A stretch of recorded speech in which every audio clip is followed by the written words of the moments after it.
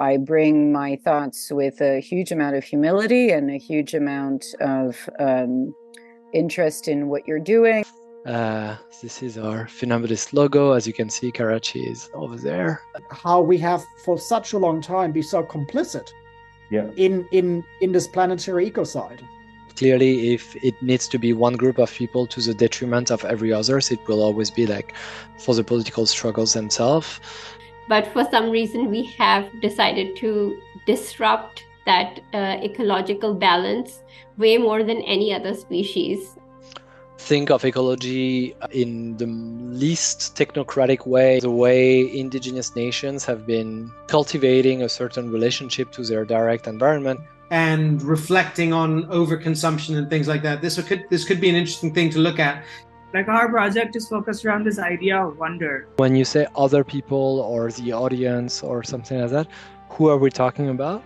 Graphical image, like digital stages where these players will be fighting. But how do you use Street Fighter as a way to engage people on the topic of human and non-human interaction?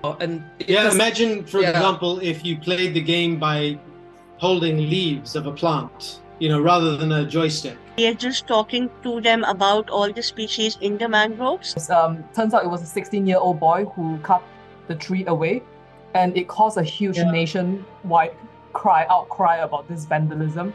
Like what we do is like guerrilla gardening, or we try to like rescue plants, or write some book, or why do you not just like do a lecture for people to learn about this? There's a thing about artwork which is powerful. It's on an emotional level. We exist in design circles in a sector that has morally disengaged from its climate impact. We've been talking about greenwashing as well as innovation washing. And on top of it, now you have moral disengagement. Where greenwashing comes up a lot in conversation. But we wouldn't be where we are if people hadn't done a bunch of things that they, are not proud of. For me, innovation washing is slightly different. Forms of tax evasion that come into form as R&D departments that have no intention of turning their R&D work into actual work, and they are performative pieces of work. I think we don't have time anymore for that.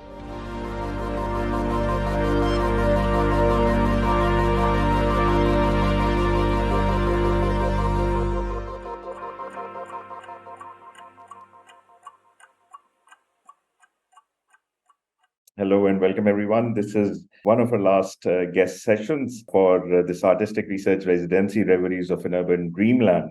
So for context, the residency has been designed to create novel interfaces for human and non-human interactions in urban environment.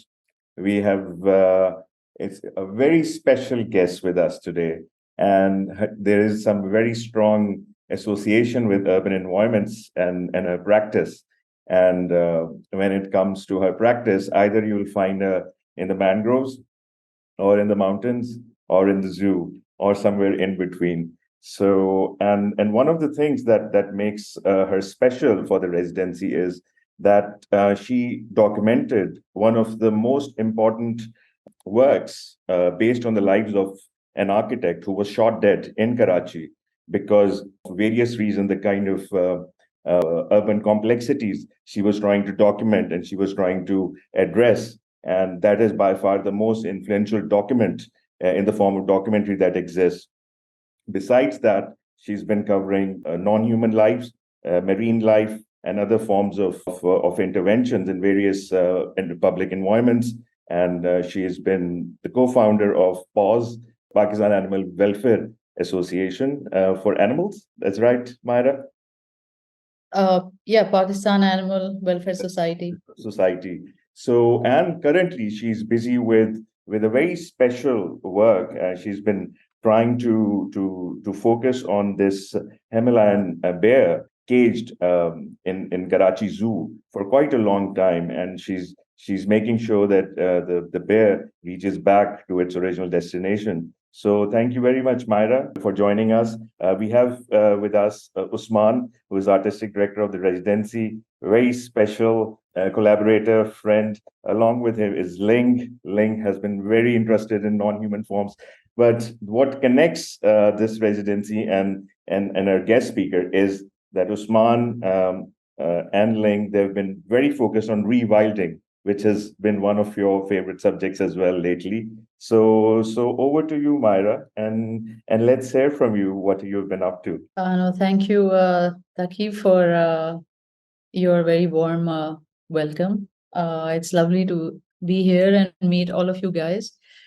You mentioned the bear, and the bear has been on my mind. So inside Karachi Zoo, I just want to mention, because that is what I'm up to, and a few other things as well. But there's a Himalayan brown bear inside Karachi Zoo, which is the largest zoo in the country, probably. And a few of us concerned citizens and animal lovers would like to see this bear removed from the zoo and sent up country to a bear sanctuary where there are already 60, 70 rescued bears in an open natural space, and they're looked after like very, very well. And a Himalayan brown bear does not belong in Karachi. So about two days ago, we had this silent art protest. We weren't allowed in the zoo, but Taqi joined us also later. We kind of snuck in from another gate, and we managed to successfully hold that protest. All we were doing was drawing, using art to create awareness. And the mayor of the city joined us as well, somehow, a bit later. And I have to meet him in the next few days. And really, I don't know, just somehow convince him to just let the bear go and do this kind deed. Now, it's interesting, Taqi, that you mentioned rewilding, because literally, like, we want to help animals, but we're going to use this opportunity of this meeting with the mayor to establish a relationship with him and suggest to him the idea of rewilding Karachi's parks. So we have a few parks in the city. Karachi, as you know, is an arid scrubland by the sea. So we have got a coastal ecosystem, and it's not particularly very green if you look at it from, if you have a look at Google Maps. So yeah, rewilding has been on my mind because I'm very interested in nature in the city, and I've visited a few cities elsewhere in the world, and they seem to be all about trying to make their spaces more livable. And one of that is to connect the residents with nature, have access to nature, pockets of, quiet green spaces. And that is something that we really miss here in Karachi, because what it could be, I mean, here we've got an ecological tidiness disorder where all our parks are pretty small. They're overly manicured and there's not much shade, and it's a very hot city, and increasingly due to the urban heat island effect. So anyway, but I don't think such a thing is on the minds of our authorities, but we will plant this idea of at least trying to rewild and creating like wilder spaces, wilder parks, with like these meandering trails, where you feel like you were in this, urban forest, because it's a space not just for, us humans, but other sentient beings also share the city with us. And in fact, I was just wondering if I could invite a friend to this talk, because tomorrow we are going to go walk in a park, and we will exactly be talking about all of this stuff, creating imaginary trails through parks in our head. And then we hope that one day it actually happens. Sure. Please feel free to invite your friend. It's perfectly all right. So maybe email her the link and then see if she can join, because if we are artists or like filmmakers or like writers, people are trying to create awareness, and through their work, highlight some of these things, but then but like ordinary concerned citizens who may also be artists and have these hobbies or think about rewilding or having like a kinder city, but they feel helpless, like how can you make a difference for the city? It's one thing if you have good practices like in your home, in your garden, but what about our streets, our neighborhoods? But anyway, please ask something. Okay. So it's going to be a very interactive. So you'd like the session to be interactive. Yeah. So please, everyone, please feel free to ask anything you would like to ask about Mahera's practice, what has been her experience with Karachi, and what makes Karachi so different from other cities that she mentioned in terms of its complexity.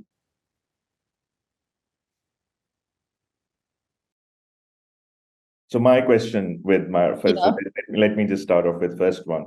That Mahera, you have covered Parveen Rahman's story in so much detail, and having seen the complexity and the politics that surround reclamation and so many other aspects that surround it. So what has been your experience in all this while covering, featuring, and actually observing all of this, what's been happening to the city? Yeah, that was that. Now, how do I forward the link? 1 second. Sorry, I'll get back to Zoom. So I had made this documentary a few years ago about Pakistani architect Parveen Rahman. Although it's a film about an architect and her work, it's very much a film about Karachi. And people would call her the mother of Karachi. And any student in particular, if they had a project or wanted to research the sewage system of Karachi or the mapping of any neighborhood, they would really be going to her to figure out how to proceed and for information. So I wanted to make a film with her. So I had been meeting her and talking to her about perhaps making a film about Karachi's sewage system and how the natural drains work, because in Karachi, because of haphazard development and this great increase in population after 1947, basically what Parveen found through her mapping, that all the city sewage is not being treated or going in the sewage drains, but it's actually going to the natural drains, which are spaces for when it rains, there are, you could say, almost like flash floods, and the water comes from a distance also from the hills near the city.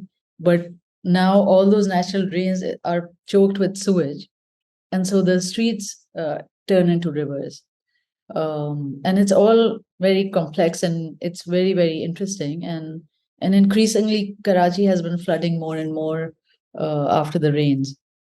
But unfortunately, instead of going on adventures with her to the city and trying to figure out how the city functions, I had to end up making a film about her after her death. So yeah, that's how the film came to be. It is online. It's on YouTube.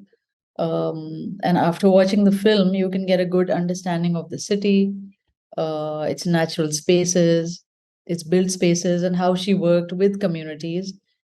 And it was because of how she was, her personality, her nature, she was able to really connect with people And really, that is something when, if you go to the neighborhoods of Orangi, which is the area where she did most of her work,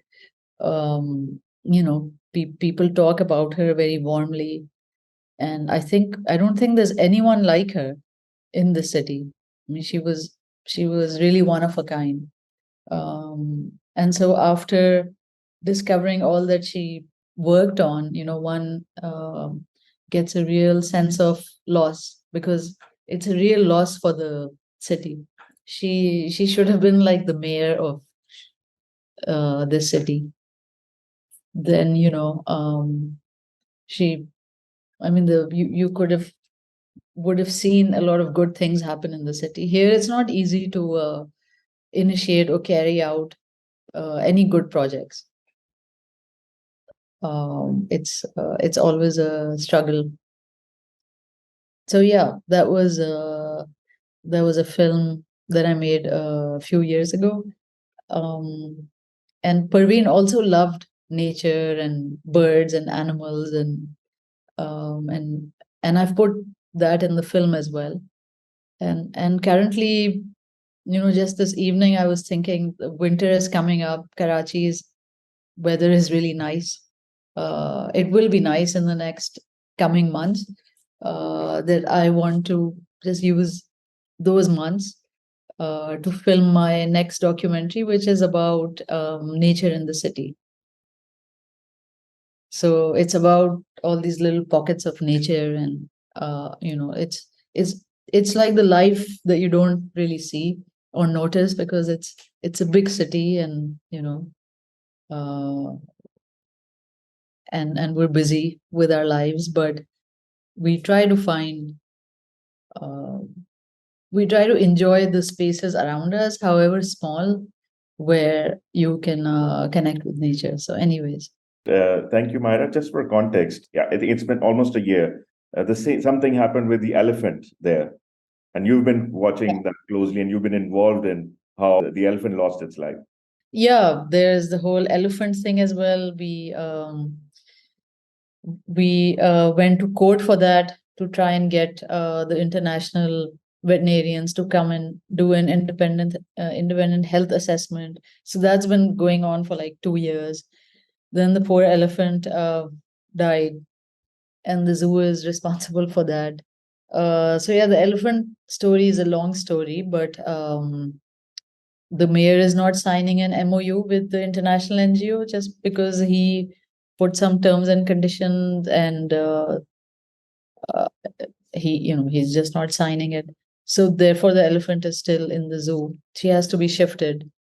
So that's what I was saying. It's not easy to get something done, because it's not like, oh, why don't you go help the bear? Just take her to the sanctuary. Well, you don't own the bear. They own the bear, like they'd own a car or a motorcycle. So how are you going to get it out from them? But we will, because the bear is not theirs. So yeah, it's these things. How do you make people care for like a little crab that lives on Seaview Beach, or the sand dunes that don't form because they keep using tractors to like annihilate the dunes. We imagine now they've built a garden at Seaview. It's such a mess. But imagine exactly where the grass is, and that stupid grass garden that they put over there, that is a habitat for these white ghost crabs.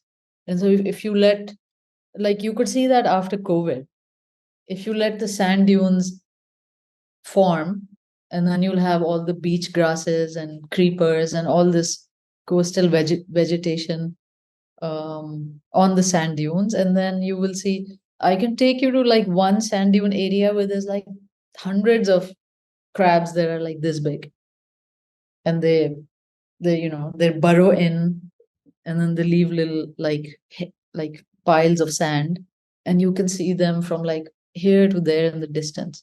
They also live in the city. They are also Karachiites, but we just trample over their habitat. We use these tractors to like constantly rake the sand. So there is absolutely no sensitivity. And then you have those dune buggies, which वो धंधनाते पे इधर से उधर फिर रहे होते हैं. We should not have any dune buggies. They should be banned. They should be on the other side of the road, but not on the sand on the beach, polluting the beach, making noise, dangerous for people. People drive them like maniacs. We asked some people and they said, yes, always people are having accidents. And they're trampling over the little like marine snails. Or you put up this little crab video. Do you know how big that crab was that's sort of burrowing in the sand, like about maybe 1 centimeter, less than a centimeter, that small. So like, I don't know, like I'm drawn to these critters that they're in the city. And so that's also my next documentary. It's about nature in the city and all of these, maybe like to try and show a delightful side of the city, because the images that we are normally exposed to is just the usual, but there are a few like delightful things if you look for them. Yeah, so I hope to be able to document and like capture those like snippets of conversations that people have. Like, some people don't like yellow flowers falling on their white car because it totally messes up their car. And then, so they need to chop the tree that's making the yellow flowers. And like, even if that tree is like 80 years old. So you can go and argue with those people. But I find it hard to argue. I have to read that book, How to Win Arguments.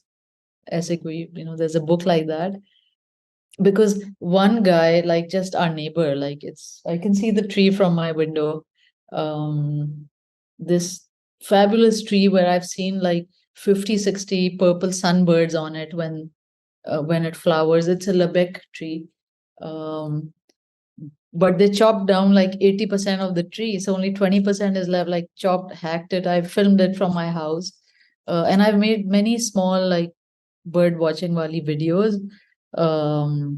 They're on my like Instagram or Twitter account. A bunch of random stuff is there if you scroll through it. So then I said, like, how can you say ke don't like do it? They've already done it. And then, but I did say to one guy, and he said, "Saab kitni महंगी गाड़ियां हैं तो," like he said, I have to translate that, right? That he said, how do you say Saab in English? Master. The gentleman has such an expensive car. House owner, the gentleman. The house owner, yeah. Do you know how many expensive cars he has parked under that tree? Therefore, we must chop this tree that I've been seeing for like 30 years or something. And then you're like, oh, yeah, makes perfect sense.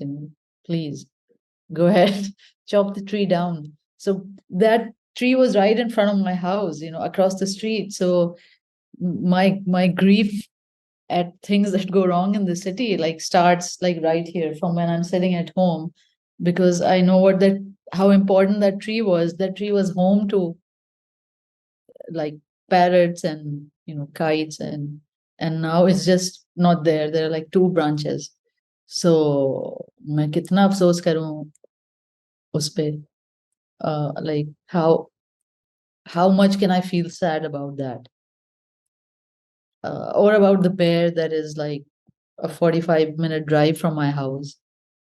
So I don't know. I think if you can make a difference for like even one life, then you've like helped all of mankind. That's what they say. So I think you do what you can, because it's hard to not speak up. But for the trees, you can't speak up because they.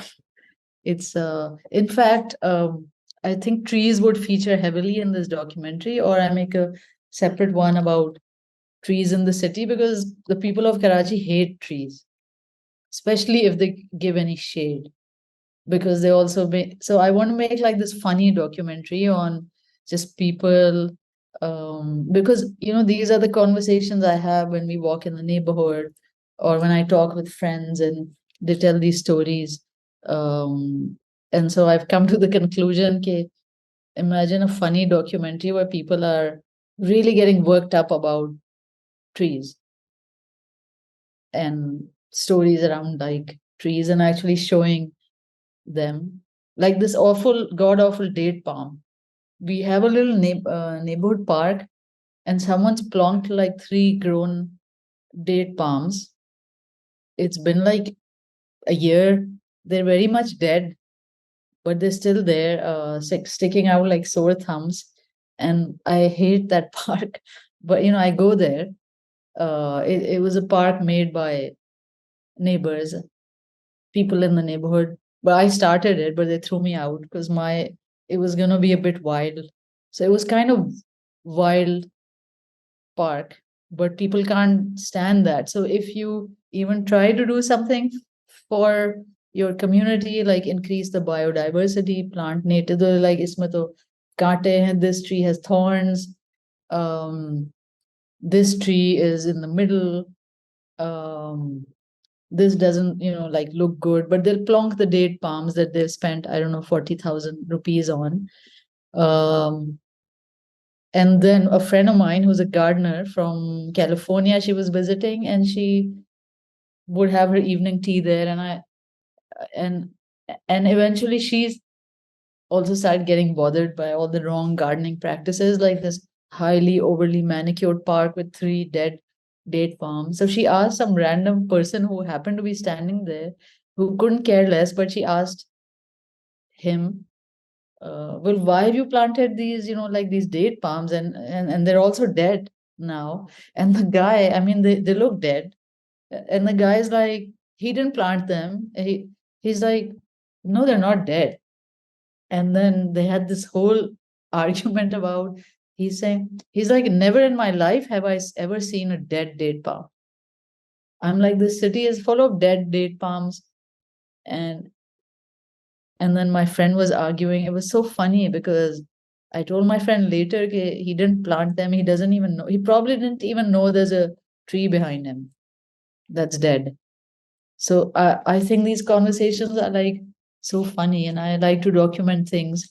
So I have to start doing that this winter because I love those, like as irksome as those arguments would be, but like for me it's like material, like it's a fantastic material to just document even just the audio.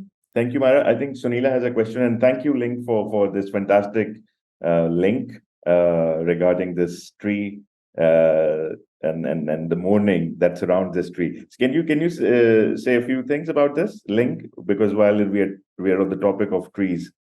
Yeah, no, it's just in the recent news lately. I think in north of England, there's this tree that was in part of the nature reserve area, and it was turns out it was a 16-year-old boy who cut the tree away, and it caused a huge nationwide outcry about this vandalism just of a single tree.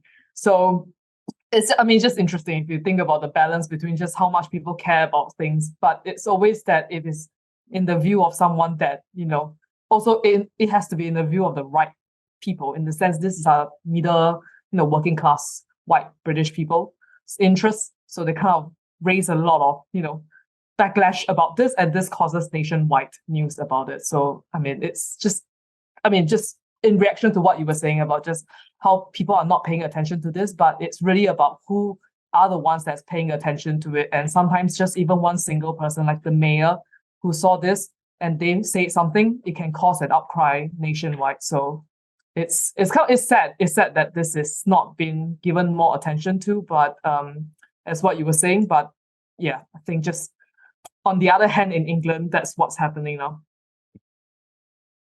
Yeah, I think on Twitter I follow up to like 200 English biodiversity accounts. So when I scroll through Twitter, I have to really search for any Pakistani news because it's all about the biodiversity depletion in England, or there's an account that's called Shit Lawns where they're just constantly how would you say in Urdu koft kar rahe hote hain, like getting all hot and bothered about like the lawns which are an ecological desert. So yeah, but I think I don't know what Sunila had asked. Yeah, I haven't asked yet. Hey, Yeah. thank you, Mahera, for talking to us today. And I have seen the movie on Parveen. I happen to have worked with her also. I'm an architect myself, so she was a teacher, mentor for me as well. And truly, it's a great loss that we don't have her. But I keep thinking that we have so many initiatives at on very small scale across the city. Like Parveen was, as you said, the mother of Karachi, but a lot of youngsters, a lot of other people have these little initiatives. Like there is Shahzad Qureshi, there is Tariq Alexander Kesser, there is there are these different people doing their neighborhoods, parks. Even I'm at IBS, and a lot of my students do their thesis and projects around documenting some of the nature across Karachi. But they always, so I actually wonder, like Arif Hassan is there as well, that why don't we come together more stronger as a united front? Because you are doing a lot of wonderful work, and Zain is also there with you, who is also, by the way, a teacher of mine. Zain Mustafa. So yeah, so I just wonder that why don't we come together as a more stronger force, and then what, you know, create more pressure, because individually when everybody is doing a lot of work and then it doesn't turn out to be the way one kind of wants it, then eventually the effort or the enthusiasm does die out, especially for the youngsters. So I also feel that a lot of my students come to me asking for platforms where through which they can actually reach out and make a difference. So there is kind of a vacuum there as well. So your thoughts on how we can come together on a much stronger front. And the other thing I keep wondering about is that what about inculcating these ideas, these thoughts in our curriculum for school children, because that is where we need to create more awareness and more connections. And also things like Indus Valley has this program called the continuing education program, which is basically for adults and who are working, have a professional career, and they just want to up their knowledge about a certain specific field. So they offer a lot of short courses. It can be a workshop. It can be a week-long workshop, a weekend workshop. So things like that, where you actually reach out to a larger community and create that sort of a platform and connection. Absolutely. That's something that one of the students today mentioned to me when she heard that many people didn't join the event at the zoo, for example. And she was like, why don't you work with other people who are doing the same thing, and then maybe then you have like a bigger voice, like your message has more of an audience. But the thing is, everybody is just doing their own thing in their own way, and it's hard to find like-minded people with which to collaborate on anything. Like, for example, in our neighborhood, we were just trying to green a little space, but just for that, people have different ideas. I mean, they literally threw me out of that park because they couldn't stand me. And if I was planting like a badam, then they would have paid the on. Like, they got rid of every single thing I had planted over there because they want to plant something else. So and so I was very disheartened after that, because all your hard work and energy has just basically gone to waste. Now I recently had a gardening friend visit from the US, and she was staying in our neighborhood, and she was just talking about, she's an expert at composting, and she was surprised that, let's say, the neighborhood where I live in, nobody composts. Maybe if one or two people do, we don't know about it. But back in the old days, people would make their own compost. And also, like, the grass clippings can be made use of. She though says, can you just leave them? And she was trying to convince this gardener, Mali, why this was on the street, outside the boundary wall. Why don't you just leave the grass clippings? This is gold. And he's like, whoa, it looks messy. He can't do that.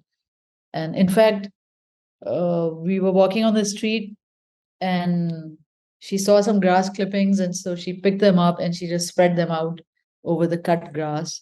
And I said, you come here tomorrow and it won't be there. And she was spent all this energy explaining to someone. So I think the kind of ideas that we have, or the way we think, unless a bunch of people think like that and get together and are doing a project, it here, anything that comes to, let's say, gardening or greening, people have such different ideas, and we are outnumbered.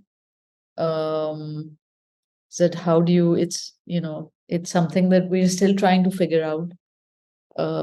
It's like, but you can start from your own home and outside your home or in your neighborhood. I mean, I've tried. Now I don't do anything in my neighborhood because, like, someone said, a friend was saying, I said, look, here's this tree growing on the roadside. Why don't we protect it? Like, put some rocks around it, like make a little, like, circle, so that this twig is protected. And but he's like, the more you just let it be, because the moment someone sees that you're trying to take care of it or you protected it, they will absolutely just run a bulldozer over it and annihilate it. So I thought, I'm so like, what we do is like guerrilla gardening, or we try to, like, rescue plants, or there's like a neem tree growing in the middle of an empty plot, which was literally like a twig this big. So then we put rocks around it, and now it's like, 4 feet tall. And I know when they build a house, the tree will be gone, but we were able to, like, save it. And we keep putting some brown material on it to keep it cool. But I think we're just afraid to do anything because we tried to make a hugel culture mound, and few days later it was like just bulldozed and knocked to one side on one of the empty plots. So a lot can be done, but unfortunately here the neighbors are, I feel, very antagonistic. And even though they all may be on a WhatsApp group now after COVID, but they're always like fighting with each other also. And I've spent a lot of time and energy doing things for my neighborhood. But it's, I don't know, if you figure it out, let me know who can work together on what. And I think people who manage to do that. So I have the good fortune to have been able to venture into the mangrove forest off the coast of Karachi. So I'm a bit familiar with the environment and all the, the forest ecosystem and how it's so precious. And how they say the coastal communities are the original inhabitants of Karachi. Yeah. And what we have done to them as a city, we have marginalized them, and their living space, we have made it full of toxic pollution. And so their very livelihood is, they're swimming in those waters. They have all sorts of skin issues. The pollutants are being absorbed through their skin. The fish that they're eating, usually though, they're often consuming what they call the kachra fish, the garbage fish. It's also fed to poultry, and like water that you wouldn't dip your finger in your foot in, and they are living in that water and exposed to it. So ek to their environment is a very like it's sad to like see that. My friend Munira would like to say a few words about your project. So Munira and I have been discussing rewilding Karachi's, parks, or some of them. And also we've gone to the mangroves together. And so Munira, are you there? Yes, I'm here. I'm here, listening to everyone. Hi, Munira. We would love to hear your thoughts on the public art project that has been initiated by Sunila. And also, Munira is also like an artist, and yeah. I've just,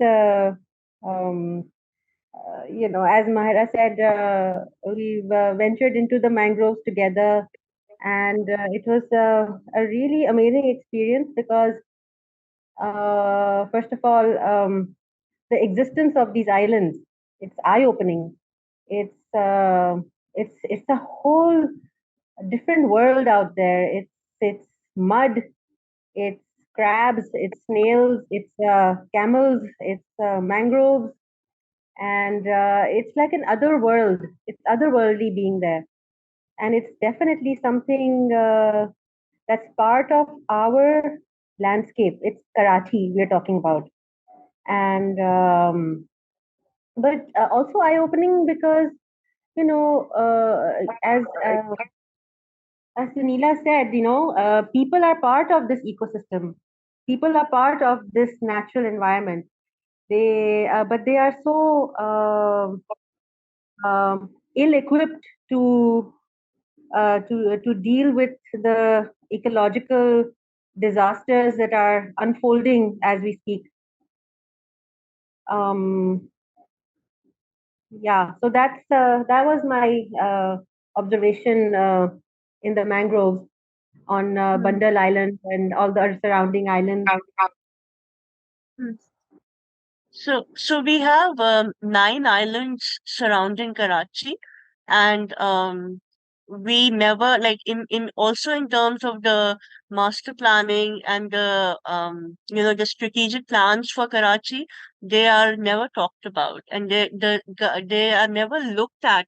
We never look at Karachi from that vantage point, from those 9 islands being a part of Karachi. So, which is quite tragic because there is a very big fishing community that relies on it, who are actually the original inhabitants of Karachi, as Myra said. So I just feel there is a lot of awareness that needs to be created, and civil society should take it up as something, as a project. It's yeah. Go on, Myra. No, I was just gonna say that it's interesting that you mentioned that there are 9 islands surrounding Karachi that are very much a part of Karachi. They're in Karachi. So sometimes, when I'm sharing or writing something about the mangroves or one of our ventures into one of these, mud-flat islands, and then I always pause to think for a moment. So I went today to this creek. So there's all these creeks around the islands, and we try to go and explore that. Like there's one called Barchan Creek, and then when I'm writing the description, I pause to think that Barchan Creek, which is off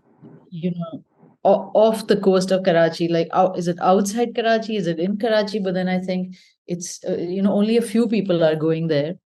It's not so easy to go there. I mean, the fishing community, they go there, but like we are very disconnected from the sea. So then you're like, is it in Karachi? But like here's Karachi, but so this is outside Karachi, but it is also Karachi, but it's a Karachi that at least nobody in my social circle like sees, like my friends and family. Because how often does anyone go to the mangroves to experience them? I mean, our government should offer, like Taqi's worked on one of the islands and done some amazing work, but our government, like, I don't know, where is the Sindh Forest Department? They should be offering low cost like eco tours, or there should be like some way that people can venture safely into the mangroves. But so yeah, are they inside Karachi? Are they outside? It's yeah. I'm a bit wary of tourism, Vese. Yeah, No, like so am I actually. controlled tourism. If the Sindh Forest were to offer regular tours, maybe just even 2 a month, and people sign up for them, and so done in a manner where, like because our public is kind of the picnicking sort, I mean, nothing against picnics, of course, but we do leave a trail of trash behind, and there's no concept of leaving a place better than you found it. Yeah, that is a concern. Anywhere that tourists are able to venture doesn't really turn out very well. Usman has been silently listening to the conversation, but it seems that there's been quite a lot of dichotomy of how, just like what Ling mentioned, that there was one tree, and the moment it was cut down, there was such a huge uproar. And here, there are islands after islands are really get done away with, but nobody talks about it. So, Usman, what are your thoughts on this dichotomy? Well, many thoughts, of course. I think that what I find interesting as a practitioner in the space is that, as an architect, as a designer, and also as an artist, is that the fundamental challenge of the 21st century is figuring out how we are going to do stuff together, even when we don't all agree, how to collaborate without consensus. And I think that particularly when it comes to nature and cities, what's really interesting, and this is stuff I uncovered when I was doing the Rewild project for East London. I actually pasted in some references that were really key to me from Dr. Bridget Snaith. In particular, what's really interesting to me is just that,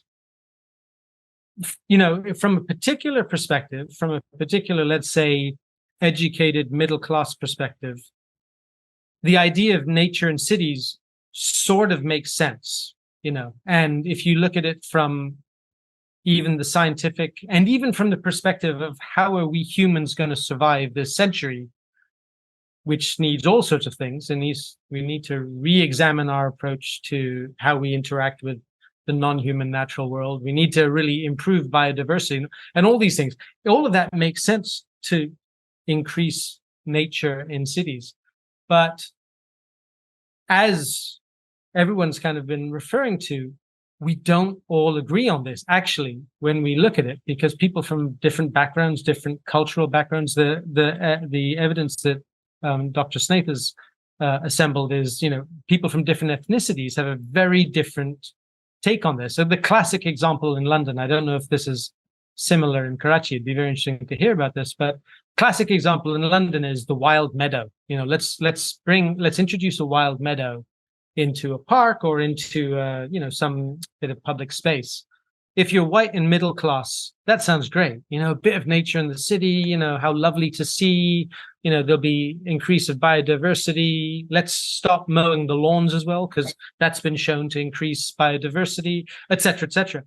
But from a very different perspective, that is a sudden loss of a resource, a green field, this place where the kids were playing, a place to walk the dog, perhaps, or somewhere where sports activity took place, because it can no longer be used for those, and that's an actual loss for someone.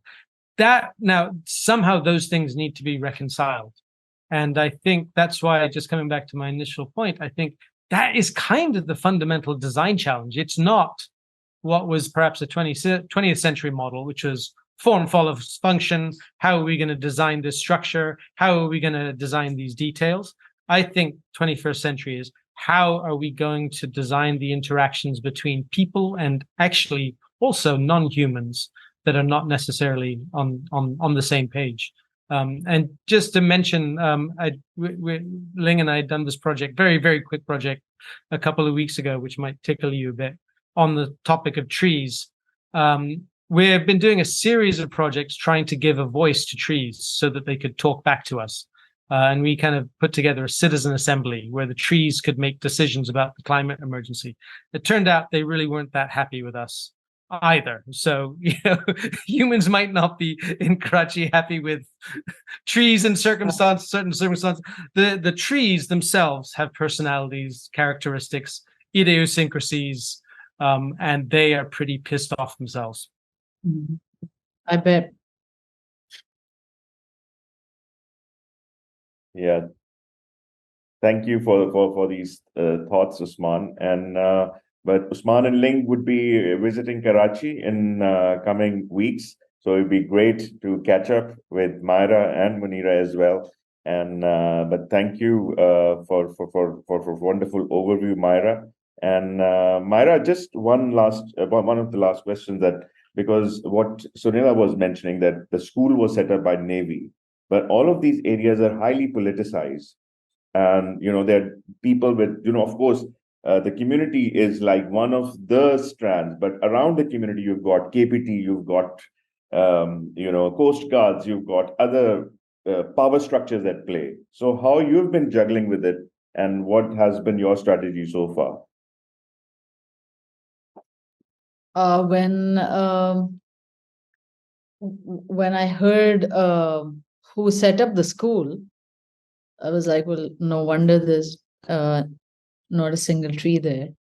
Because communities themselves, if it were up to them, then like you see that here in lower income areas as well, that they will have that badam tree, just outside their home, or at least some plants that they're looking after, because it comes naturally to people when they own the space, and when it's their own space, they try to enhance it in any way, whether that's leaving water out for birds or looking after the one tree or tomato plant or something. But when people feel sort of helpless or like they don't have much of a say, then I think the environment also suffers. As in, like, where I live, even where I live, what you would call the municipal authority or whoever is in charge of the place, if I'm like, I want more trees in my neighborhood because I want the parrots to come back and a variety of like small birds, but I know that any tree I plant, they are more likely to rip it out. I mean, like someone mentioned compassion, trying to like increase compassion. That's also in the mission statement of my animal welfare society that I set up in 2004. It says we aim to like create compassion between the country's human and non-human residents. I've not really seen, it's a struggle to urge people to be compassionate towards anything or like any cause or nature. But what I was saying was, where I live, I was just talking to Munira about it, I think some moments ago, around 5 or 6 in the evening, when several people are out, like elderly men, women, children, just doing their evening walk in the neighborhood. That is when the municipal authorities spray machine comes. So it's like a small pickup truck with a fog machine, and they're spraying like these absolutely toxic, poisonous chemicals, just so that they can commission the buying of these chemicals. And it's a cycle. It's not really to kill the mosquitoes so you don't get malaria or dengue. It's not out of the goodness of their heart. It's a thing, and they'll spray it in our faces. So sometimes if I'm out in the evening and walking or like with my dog, and I see like little children also like running around, we see this pickup truck coming and we direction and go back home and go indoors. And then so how can you expect such people? I mean, so there's then people feel helpless, and they don't really take part in making their environment better or caring about these things. I forget what the question was. The politics of it, that KPT, Navy, Yeah. the layers. So have you been struggling with all of these layers, or how you've been dealing with it? Well, we've taken a couple of these authorities to court. So there's a beach near the city. It's called Seaview Beach, and a private housing society is in charge of it. We've taken them to court as well for the dumping of raw sewage and whatnot. And that case is still ongoing. The entire city's sewage is not treated, but they've made one treatment plant which is in a building as big as a McDonald's, and they're saying now everything is being treated in the Char Dibari. So yeah, it's you can go to court if you want to put your life on the line, or you can speak up about it. I think, I don't know, it's hard to like make a difference, but still you keep trying, because hope makes the world go round. Like, we are hopeful we'll get the bear out this month. High hopes. That's quite a hopeful note to end things on. But thank you very much, Mahera, and everyone else who's joined us. And looking forward to catching up with you once Usman and Ling are there. And I hope all goes well with the bear and your other projects, especially upcoming documentary as well. So we'll keep you posted with the developments as well as the projects unfold. But once again, thank you very much for taking time out. And Munira, for on such a short notice, actually making it to the session. So thank you, everyone. We'll catch up soon.